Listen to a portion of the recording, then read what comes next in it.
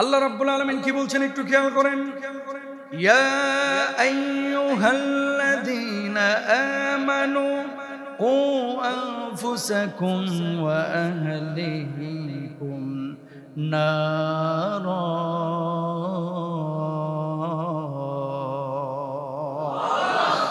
রাব্বুল আলামিন বললেন, তোমরা নিজেরা জাহান্নামের আগুন থেকে বাঁচাও, পরিবারের সদস্যদেরকে জাহান্নামের আগুন থেকে বাঁচাও। এই জাহান্নাম কোন জাহান্নাম? রাব্বুল আলামিন এটাও বললেন, ওয়াকুদুহান নাসু ওয়াল হিজারাতু আলাইহা মালাইকা। জোরে বলেন আল্লাহু আকবার। যেই জাহান্নামের ইন্ধন হবে মানুষ আর পাথর। আল্লাহু আকবার। প্রিয় ভাইরা আমার, আগুন যখন জ্বলতে চায় না আমরা শুকনো লাকড়ি দিই, আগুন যখন জ্বলতে চায় না আমরা তখন কি দিই? কেরোসিন দিই। আগুন যখন জ্বলতে চায় না তখন আমরা বিভিন্ন উপায় অবলম্বন করি। ওই জাহান্নামের মধ্যে আল্লাহ রাব্বুল আলামিন দুনিয়ার মানুষকে যখন নিক্ষেপ করবেন, জাহান্নামের আগুন যখন জ্বলতে চাইবে না, আল্লাহ রাব্বুল আলামিন ওই মানুষকে আর পাথরকে জাহান্নামের মধ্যে দিয়ে অঙ্গার বানাইবেন। আর জাহান্নাম মানুষের রক্ত গোশত এগুলোকে পেয়ে দাও দাও দাও দাও করে জ্বলবে। জোরে বলেন আল্লাহু আকবার। ও কলিজার টুকরা ভাইরা আমার, দুনিয়ার আগুনকে 1 মিনিট 2 মিনিট আমরা সহ্য করতে পারি না। মোমবাতির আগুন আমরা সহ্য করতে পারি না। পরোটা একটু গরম হইলে মুখে নিতে পারি না। সাদা ভাতটা একটু গরম হলে আমরা মুখে নিতে পারি না। জাহান্নামের আগুন আমরা কিভাবে সহ্য করব? এই দুর্বল শরীর নিয়ে জাহান্নাম, এই দুর্বল শরীর নিয়ে জাহান্নামের আগুন সহ্য করা যাবে না। আল্লাহু আকবার। জাহান্নাম বড় ভয়াবহ জায়গা, জাহান্নাম বড় ভয়াবহ জায়গা, জাহান্নাম বড় ভয়াবহ জায়গা। ও কলিজার টুকরা ভাইরা আমার, জাহান্নামের এক কিনারা আর এক কিনারা থেকে আশ্রয় প্রার্থনা করে, ও আল্লাহ এই জাহান্নামের অংশ আমারে বানায়েন না, এই জাহান্নামের অংশ আমারে বানায়েন না। জাহান্নামের এক প্রান্ত আর এক প্রান্তের তর্জন গর্জন শুনে কেঁপে ওঠে। ও দুনিয়ার মুসলমান ভাই বোনেরা, যারা আমাকে এই মুহূর্তে শুনছেন, পর্দার আড়াল থেকে বাড়ি থেকে মায়েরা শুনছেন, প্রত্যেককেই বলবো, জাহান্নাম যেমন কঠোর, জাহান্নামের ফেরেশতারা তার চাইতে বড় কঠোর। বলুন আল্লাহু আকবার। শিকল বেঁধে যখন নিয়ে যাবে, মানুষগুলো চিৎকার করে বলবে, আল্লাহ বুঝতে পারি নাই মাহবুদ দুনিয়ার জিন্দগিতে, ও মাহবুদ আমার জাহান্নামে নিয়েন না। এই দুর্বল চামড়া, যেখানে একটা সুই দিয়ে পোষ মারলে ফিনকি মেরে রক্ত বের হয়ে যায়, যেখানে একটা চাকু দিয়ে একটু পোষ দিলেই ফিনকি মেরে গোশত বের হয়ে যায়, রক্ত ব্লাড বের হয়ে যায়, প্রসারিত হয়, যেটা বন্ধ হতে চায় না। ও আল্লাহ এই জাহান্নামের আগুন কিভাবে সহ্য করব? ও আল্লাহ জাহান্নামের আগুন কিভাবে সহ্য করব? একটা পরোটার তাওয়া যখন দেখেন পরোটাটা দেয়, ডিমটা 1 মিনিটও না 30 সেকেন্ডের ভিতরে হয়ে যায়। পরোটাটা তাওয়ার উপরে যখন দেওয়া হয় তখন দেখবেন পরোটাটা মুসমুসে হয়ে যায়।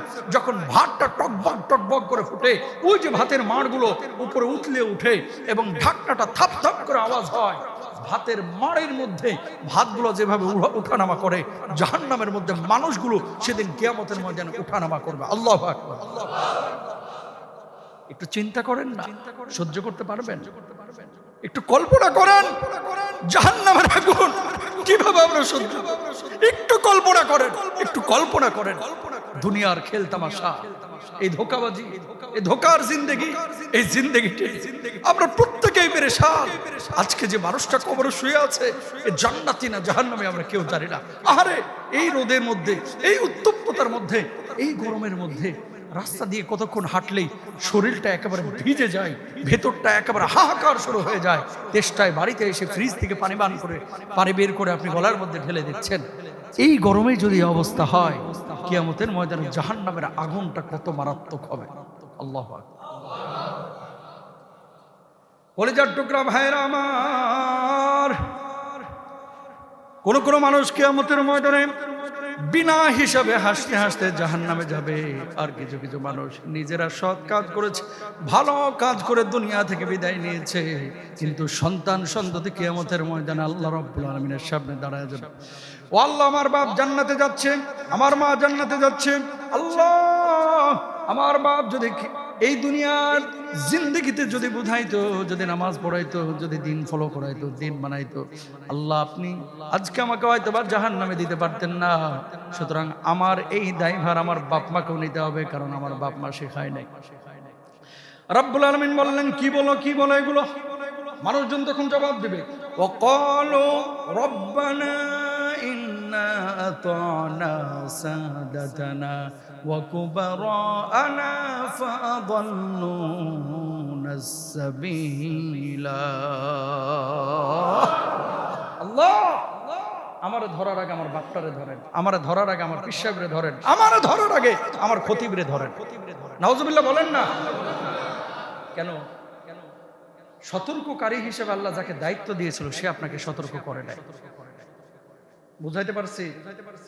আপনার দায়িত্ব কিন্তু একরকম, আমার দায়িত্ব আরেক রকম, আপনার বাপ মার দায়িত্ব আরেক রকম। অনেক বাবারা চায়, অনেক মায়েরা চায় আমার ছেলেটা নামাজ পড়ুক, আমার ছেলেটা দিনদার হোক, অথচ বাপ নিজে নামাজ পড়তেছে না। হিসাব দেওয়া লাগবে না? লাগবে কি লাগবে না বলেন? এই জন্য কলিজার টুকরা ভাইরা আমার, নিজে নামাজ পড়বো, সন্তানদেরকে নামাজের জন্য আদেশ করবো ইনশাল্লাহ বলেন। যেগুলো জমা না পড়ে এখন বিছনার উপরে শুয়ে শুয়ে মোবাইল টিপাটিপি করতেছে, বাড়ায় চামড়া উঠায় ফেলাবেন ছেলে মেয়ে, ভাত বন্ধ নামাজ না পড়লে। কথা বলেন ঠিক না? 7 বছর থেকে আদেশ। কয় বছর থেকে? আমি খুব খুশি, ওই যে দেখেন ছোট ছোট বাচ্চা আপনারা নিয়ে এসেছে, মনে রাখবেন এই যে দেখেন, এই যে আল্লাহর ওলি বসে আছে মাশাআল্লাহ। এই যত ছোট বাচ্চা মসজিদে বাড়বে এলাকা তত বেশি সুন্দর হবে ইনশাআল্লাহ বলেন।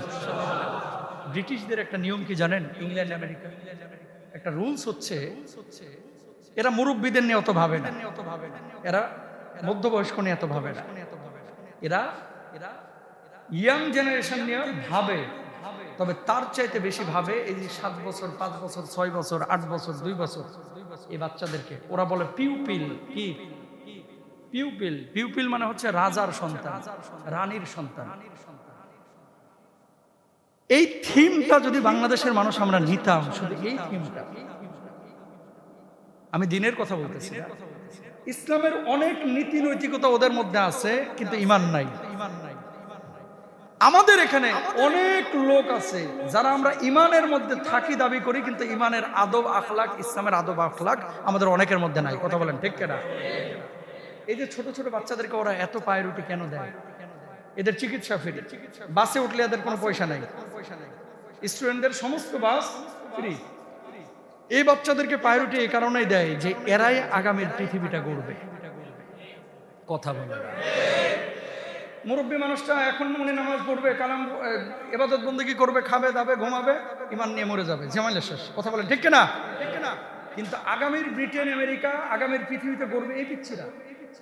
এখন বলেন আমাদের দেশে এই যে হামে বাচ্চারা যে মারা যাচ্ছে, হসপিটালগুলোতে যে অবস্থা, এই ছোট বাচ্চাদেরকে যদি ওদের মতো আমরা প্রায়োরিটি দিতে না পারি, নেক্সট 50 বছর পরে 100 বছর পরে পৃথিবী কোথায় যাবে সে অনুপাতে তারা বাচ্চাদেরকে পড়ায়, সে অনুপাতে বাচ্চাদেরকে তারা অ্যাডভান্স করে। আর আমাদের বাচ্চার গুলারে এখন কিন্ডার গার্ডেনে দিচ্ছি, মায়েরা সকাল থেকে সন্ধ্যা পর্যন্ত 17টা কোচিং করাইতে করেছে, জুয়ান মা বুড়ি হয়ে যাইতেছে। কথা বলে না, জুয়ান মা কি হয়ে যাচ্ছে? বুড়ি হয়ে যাচ্ছে, খালি বাচ্চাকে টানতে টানতে। ওই দেশে বাচ্চাদেরকে স্কুল থেকে যখন পাঠায় বলে দেয় বাড়িতে গিয়ে পড়াশোনা করবা না, কি করবা? ঘুমাবা। কেন? কয় বাড়িতে গিয়েই যদি পড়া লাগে স্কুলের কাম রাখি। মাথা বুঝতে পারছেন কোন জায়গায় এরা লাগাইছে? আর আমাদের স্যাররা কি বলে, এই বেটা হোমওয়ার্ক করে নিয়ে আইবি কালকে 30 পৃষ্ঠা, না হলে তোর পিঠের চামড়া তুলে ফেলবে। এই কথাটা আপনি বলার সাথে সাথে ওই দেশে আইনত দণ্ডনীয় অপরাধ। আমি দেশকে হাইলাইট করতেছি না, আমি শেখার কথা বলতেছি। পুরো শিক্ষা ব্যবস্থাটা আমাদের এমন অবস্থায় আছে, নেক্সট 50 বছর পরে আমরা বিশ্বকে কি লিড করব? ইরান 2000 কিলোমিটার দূরে মিসাইল পাঠাচ্ছে, আমরা 200 কিলোমিটার পাঠাইতে পারি না। আমগো মিসাইল পহিলা বৈশাখে দেখছেন না? ওরে বাপ রে বাপ, আমগো মিসাইল হচ্ছে বাঁশ দিয়ে বানানো। কথা বলেন না কেন? আমি আমাদের মিসাইল নিয়ে কথা বলছি না, আমি বলছি আমাদের যারা হর্তাকর্তা, যারা মাথা, বিশ্ববিদ্যালয়ে যারা পড়েছে, ওরা গবেষণা করবে মিসাইল নিয়ে, ওরা গবেষণা করবে আন্তর্জাতিক ওই ড্রোন নিয়ে, ওরা গবেষণা করবে বাংলাদেশ থেকে মিসাইল ছোড়া হবে, আমাদের সার্বভৌমত্ব কেউ যদি আঘাত করে ওই মিসাইল গিয়ে ওয়াশিংটনে আঘাত করতে পারবে। কথা বলেন ঠিক কিনা? এমনি এমনি না, যদি আমাদেরকে আঘাত করে, যদি যুদ্ধ লাগে। কথা বোঝেন নাই? এগুলো নিয়ে সেখানে গবেষণা করবে। আমগো গবেষণা হয় বাঁশ দিয়া কিভাবে পেঁচা বানানো যায়। নাউজুবিল্লাহ বলেন না? ওরা হাসে এগুলো দেখে, বুঝছেন? কালচার ভালো, কিন্তু সেই কালচারগুলো এমন হওয়া চাই যেগুলো সৃজনশীল। এই বাচ্চারা আগামীর বাংলাদেশ, এই বাচ্চারাই আগামীর পৃথিবী, এই বাচ্চারাই কিন্তু আগামী বিশ্বের নেতৃত্ব নিবে। এই বাচ্চাদেরকে যদি এখন থেকে আপনি প্রায়োরিটি না দেন, এই বাচ্চাদেরকে যদি না শেখান, এই বাচ্চারা কি করবে? ওরা বানাইতেছে পেঁচা, এরা বানাবে ভাল্লুক। কথা কয় না।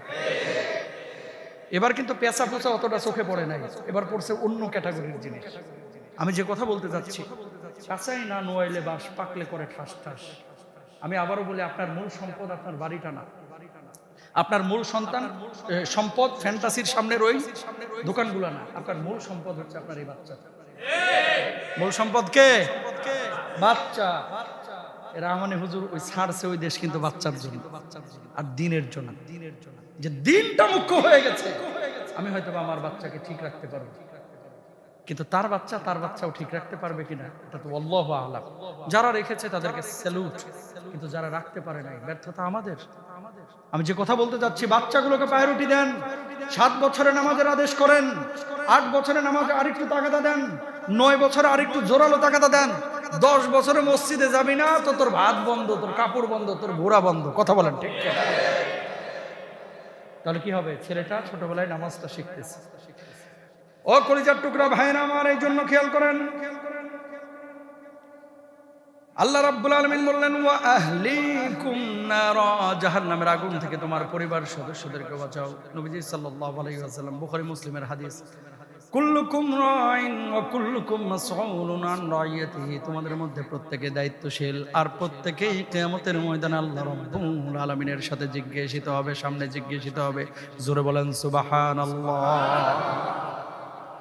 তাহলে পরিবারের সদস্য কে আছে? আপনার বাবা, আপনার মা, আপনার ছেলে মেয়ে, আপনার স্ত্রী পরিজন। নিজে খালি নামাজ পড়লে হবে না, হাজি হইলে হবে না, নিজের পরিবারের সদস্যদেরকে। আপনার হজ করা মানে উমরা করা বারবারের চাইতে জরুরি ছেলেটাকে নামাজি বানানো। আপনি নিজে যে বারবার উমরায় যাচ্ছেন আর ছেলে নামাজ পড়ে না, গাঞ্জটি হয়ে গেছে। আপনি চেষ্টা করবেন এই ছেলেকে, চেষ্টার পরে 18 বছর হইল না, বিপদগামী হয়ে গেছে, আপনি দায়ী থাকবেন না। মনে রাখবেন, আপনি হাফেজ বানানোর জন্য চেষ্টা করেছেন, হয় নাই, কিয়ামতের ময়দানে আল্লাহ আপনাকে হাফেজের বাবা হিসেবে মর্যাদা দিবেন। সুবহানাল্লাহ। কেন বলেন তো? সৎ কাজের নিয়ত করলে, আপনি যে চেষ্টা করেছেন এটার প্রতিদান দিবেন কে? এখন আপনি চেয়েছেন ছেলেকে ভালো করতে, কিন্তু হয় নাই কোনো কারণে, সওয়াব আল্লাহ আপনাকে দেবেন, কিন্তু আল্লাহ আপনার হৃদয়ের অবস্থাটা দেখবেন যে আপনি আসলে চেষ্টা করেছেন কিনা।